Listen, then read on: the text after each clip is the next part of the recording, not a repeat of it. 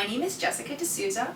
I am the founder and executive director of Outro Collective, an artist collective committed to transforming art and culture through financial and artistic support for outside and underrepresented communities. My focus is on music, film, fine art, creative writing, and performance art. So today I want to talk to you about some industry trends, some topics, and some research that I have been looking into within the music industry, but I think that we can talk about it and its implications into the entertainment industry as well. With the acceleration and consumption of media, we are watching more movies, we are buying more concert tickets, we are watching music and tech converge. And with this basic assumption, it makes sense to think about how the music industry is mirroring tech startups. We're always trying to find a way to connect or at least take control of our digital footprint, our digital future, and what people can see about us and how we engage with other people.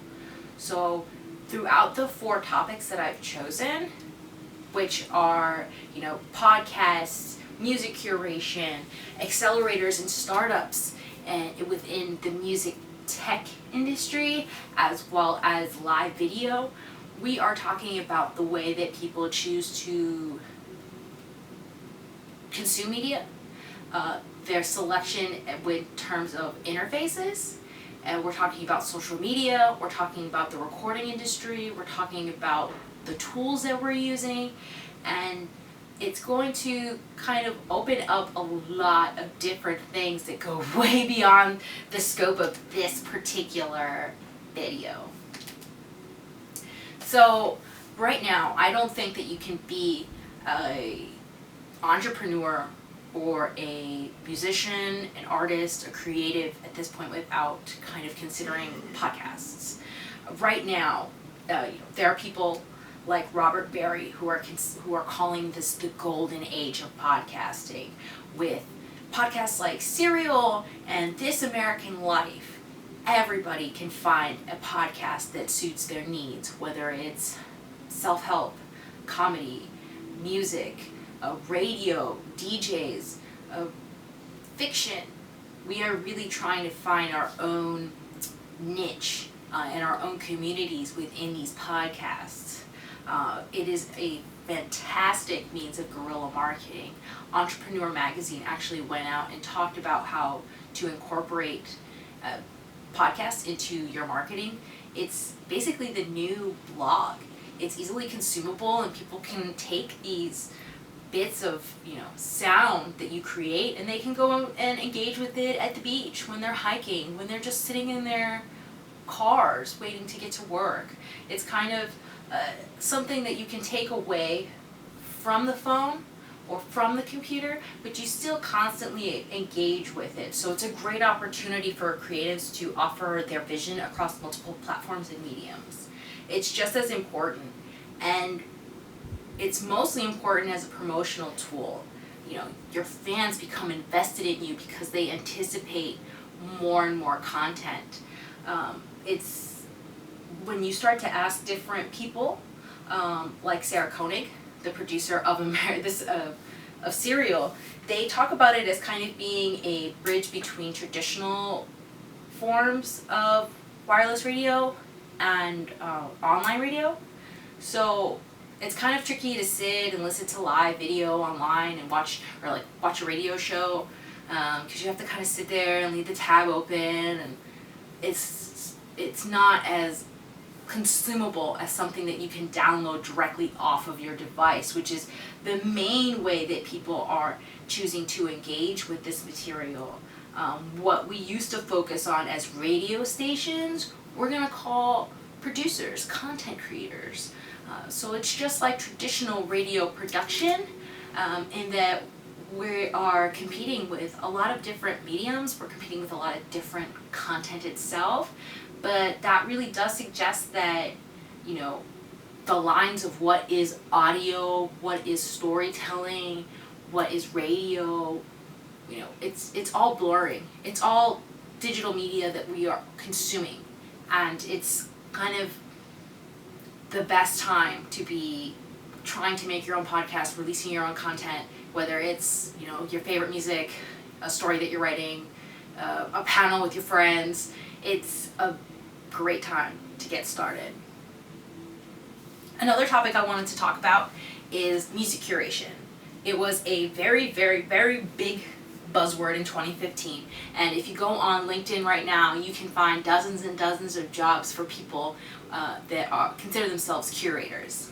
So from a jobs perspective, they're constantly asking for people that are very good at data analysis, great at content resource management, maintaining databases, working with Google AdSense, working with Salesforce. But for music curation, we're talking about people that are able to go into these expansive libraries of music and are comfortable in pairing things together.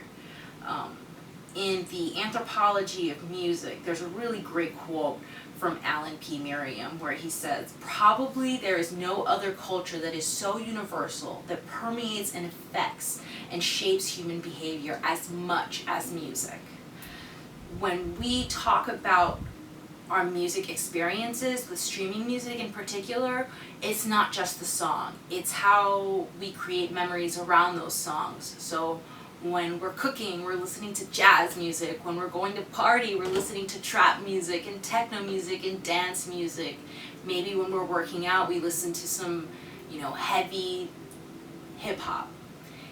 This goes to say that, you know, the growth and popularity in music streaming is unreal, right? So we have to kind of anticipate that, you know, the market's going to be tired of Spotify, that they're going to grow tired of Apple Music, that they're going to grow tired of Tidal, that they're going to grow tired of some older companies, especially companies like Pandora, that have been around for about 15 years and haven't really changed their model and aren't offering fans and audiences more options. You know, we're looking at our relationship with music changing. Our expectations are changing. We have increased access to production. There are more bedroom producers now. So we kind of are we expect flawless production. We're looking at people paying extra money to listen to lossless music files. You know, we want those FLAC files, those WAV files. We're spending more money on headphones, the actual experience of audio. We are far more informed than ever with access to the internet, so we are choosing to engage in different ways with our music. We are asking to engage with our artists in more meaningful ways. So whether it be limited releases or special releases or performances exclusive to Tidal or Spotify, fans are being very savvy about this and are trying to focus on access as opposed to ownership. When it comes to music, it kind of forms our collective identity. So, in other words, I am here to help you figure out how to find the next best thing in music. Now, we have a couple of different tools that are new. One of my favorite is Hypebot.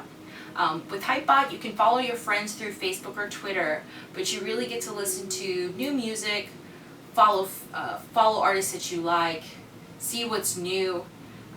And the people that are on Hypebot tend to be very creative. They tend to be people that work within the music industry, publishing, DJs, artists themselves.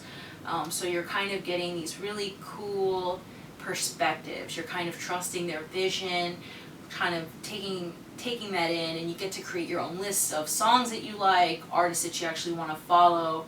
And it does a pretty good job at categorizing brand new music and kind of giving you the new articles about those artists. So you kind of get to catch the buzz and see who in fact is talking about these artists. When I worked at Drill Down Media as a public relations assistant and then as a talent manager, we were constantly checking Hypebot to see, you know, who was talking about our artists. Another one that I'm really interested in is called CMDFM. It is kind of like a hacker's guide to music. You work entirely through coding, but it's able to link to SoundCloud and play music that is tagged as either deep funk, house, electro, funk, prog rock, metal, krautrock. It's very reliant on metadata, but it is kind of like nothing that I have ever used before. It's a great way to find new artists. Another thing that's a little bit different because it uses Spotify is Muro Music and Magic Playlists. Now Muro Music is actually iOS specific. You put it into your phone and you can start accessing new artists. But Magic Playlist is really funny because you can use it on your computer, you can use it on your phone, you put in about one song and it'll create a 30-song playlist for you, which is pretty interesting. The playlists are a little bit shoddy because, again, it's using aggregators and algorithms as opposed to people. But it's a great way to discover new music.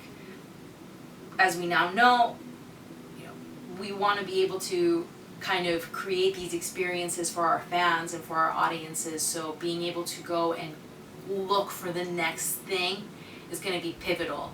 So I'm just here providing additional tools. With that, talking about tools, it's a great time to discuss startups and accelerators in the music industry. With the acceleration of consumption, we're watching the industry, again, mirror those tech startups, right? So companies are launching these accelerators and industry incubators for new tech, so new software, new apps, new websites. But even even record companies are trying to make their own incubators to use for A&R, so artist development. It's a great way to kind of bring in teams, bring in experts, talk about what you're working in and kind of have that additional pressure and space to really create something, have it critiqued and reviewed, and then keep working on it. Right now, music is underinvested, and it's underinvested for a reason.